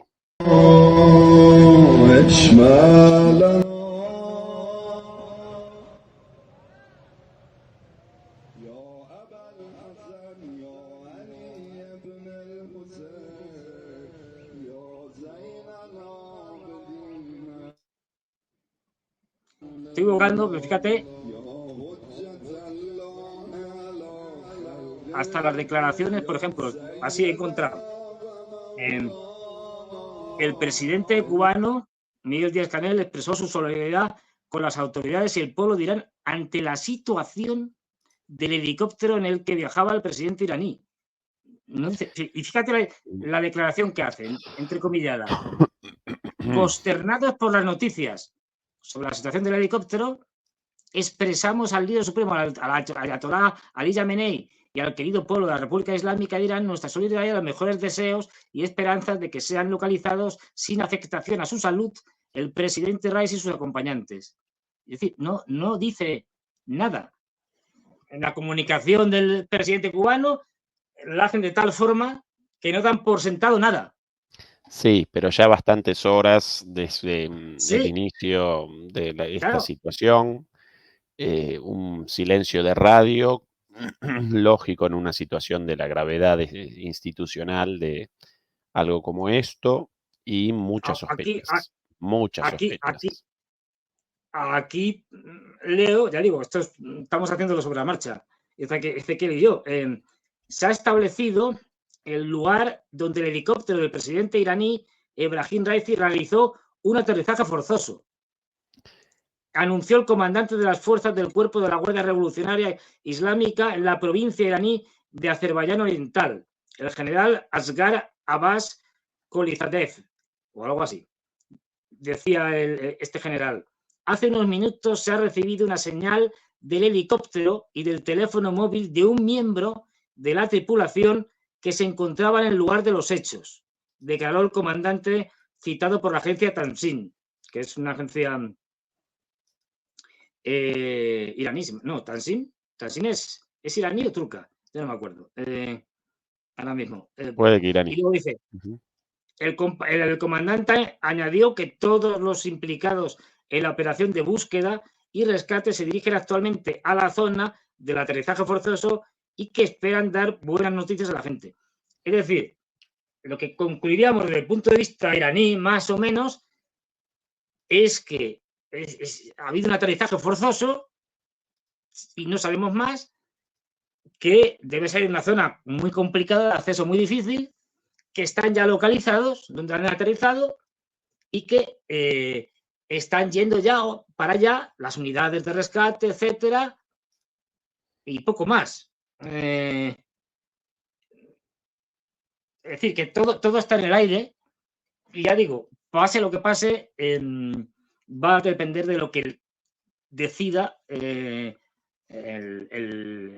gobierno, vamos, el Consejo de Seguridad iraní, y sobre todo para que entendamos, el poder real en Irán fundamentalmente está en manos de los guardias de la revolución, y dentro de la Guardia de la Revolución de lo que es su unidad más potente, la unidad Al-Quds. Pero bueno, es la Guardia de la Revolución, que es más que un ejército. En el caso de Irán es mucho más complicado, tienen empresas, tienen un montón de cosas.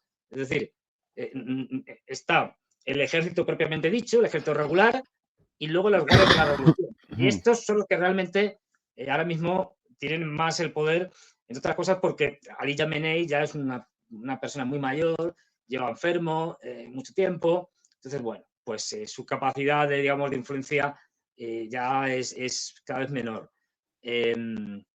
Pero ahí lo determinarán. Y yo supongo que ahora mismo está habiendo conversaciones, pero como locos, hay muchas vías entre iraníes, norteamericanos, rusos, chinos, todo el mundo. A ver qué ha pasado y a ver cómo se puede canalizar esto. Pero ya digo, es decir, no olvidemos que hasta los norteamericanos tienen capacidad de interlocución, es decir, capacidad de comunicarse con los iraníes cuando es necesario.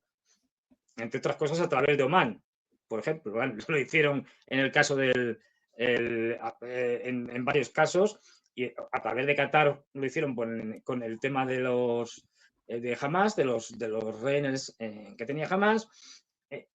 Incluso la propia embajada suiza, que es el representante oficial de los norteamericanos en Irán, puede hacer llegar a los iraníes cualquier mensaje. Es decir, que tiene muchas formas, o sea, de poder entablar una discusión, de buscar que es lo que hicieron, no lo olvidemos, es lo que hicieron cuando el ataque a la base, al consulado en Damasco. Pactar de alguna manera una respuesta iraní que satisfaciera a los iraníes sin que pudiera provocar una escalada o pudiera facilitar una escalada por parte de Netanyahu y su gobierno. Es decir, bueno, pues vamos a ver. Pero la situación es muy preocupante. Eso está claro. Ya veremos, según evoluciona, pues a lo mejor luego, si está vivo o tal, lo que sea, si están vivos o no ha habido muertos, y bueno, pues a lo mejor ahí pues puede ser un fallo del helicóptero y nos quedamos todos tan tranquilos. Pero si Raisi fallece, la cosa ya es complicada. Comenzamos la semana con un nuevo incidente en el marco de la escalada generalizada de este conflicto a escala global. Uno más. No olvidemos, y que lo hemos hablado, es decir, el tema del atentado a Fico, al primer ministro de Eslovaquia. La OTAN claramente empieza a decidir y a poner a la gente firme. Yo no quiero pensar lo que le puede pasar a Orbán. Orbán ahora mismo va a sacar una ley parecida a la de Georgia, que están con una revolución de colores organizada por los norteamericanos, en la que va a prohibir, no sé si no va a prohibir, porque siquiera los georgianos ni lo han prohibido. No, el Sí. 20 la declaración nada más. Y vetada, por cierto, la ley de Georgia, vetada por la presidenta, en realidad francesa. Una cosa. Sí. Una Sí. presidenta que es pro-norteamericana, en fin. No, además nacida en Francia, crecida en Sí, sí. Francia, hasta hace poco diplomática francesa y recién desde hace algunos años con ciudadanía georgiana y devenida en la presidenta. Fernando, nosotros con varios temas en el tintero, pero yo después de este largo viaje y de las 7 horas en tren, además Sí. de mi salud, sinceramente no puedo más. Así que Nada, por pues. esta noche vamos a redondear acá con bastantes cosas tratadas. Como siempre, recuerden acompañarnos con el like contra la censura y el cierre siempre en tus manos, Fernando. Lo que Pues quieras. nada, que tengáis claro cada vez más, y ojalá me equivocara, pero me temo que no, que cada vez tenemos más abiertos los 3 grandes frentes, que no son los únicos, ¿eh? El frente ucraniano con una Europa cada vez más dispuesta a entrar en la guerra oficialmente, digamos. La guerra extraoficialmente está desde el principio, pero oficialmente, con lo que eso supondría un desastre absoluto para Europa. Tenemos Oriente Medio en una situación cada vez peor y con más difícil salida, es decir, y con un Netanyahu cada vez más desesperado. Bueno, veremos a ver, pero es que no nos olvidemos de Oriente, es decir, no nos olvidemos de China y de los chinos. Y hay una situación cada vez peor. Las tensiones entre Filipinas y China ahora mismo son ya extraordinarias, con expulsión de diplomáticos, con enfrentamientos casi diarios entre patrulleros de uno y otro lado, con heridos, con norteamericanos trasladando y mandando armamento a lo bestia. Es decir, con provocaciones por parte de Estados Unidos de todo tipo.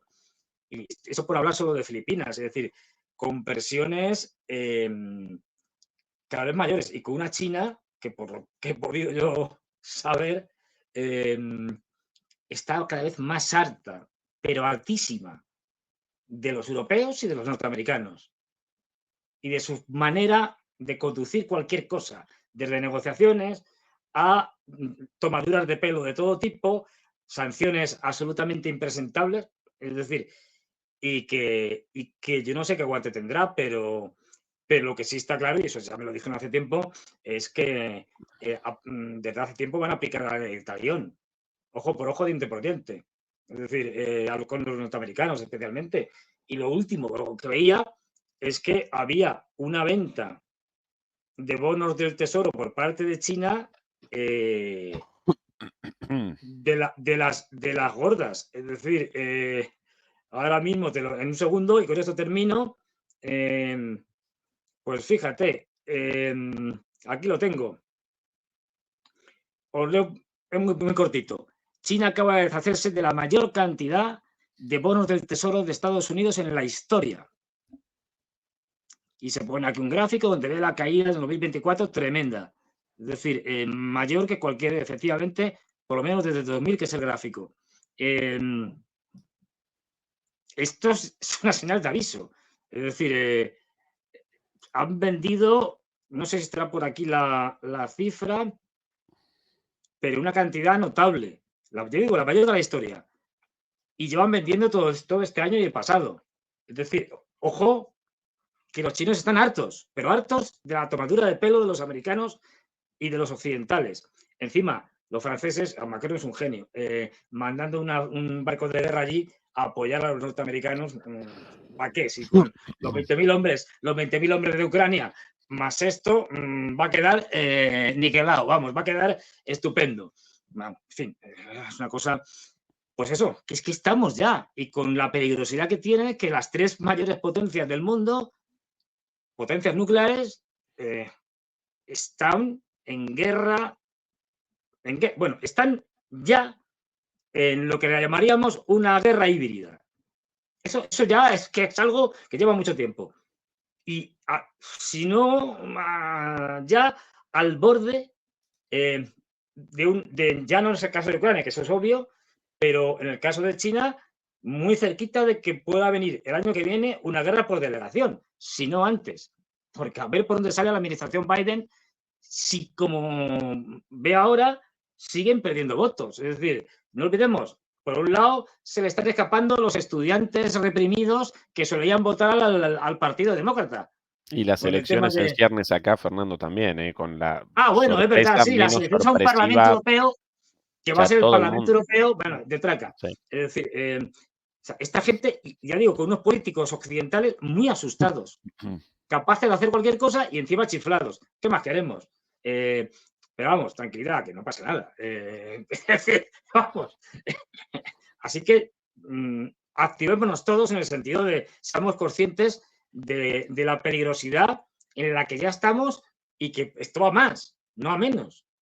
Así que con esto ya no doy más el rollo, le dejo a Ezequiel que descanse, que se lo tiene merecido, después de batallar y luchar, como soy español, es decir, pues, como Don Quijote contra molinos de viento de estos horribles, espantosos, es decir, allí de embajadores varios. En la tierra de los molinos. En la tierra de los molinos. Mira, hombre, no me he dado cuenta y me ha salido la cosa más o menos graciosa. En la tierra también de los molinos. A Beatriz Pulido y a Salomón Krakenberg, nuestros moderadores, como siempre, mil gracias. Demoledores y demoledoras, un abrazo enorme. Hasta pronto. Fernando, otro abrazo para vos. Hasta luego. Gracias. Y ya sabéis, muchos likes.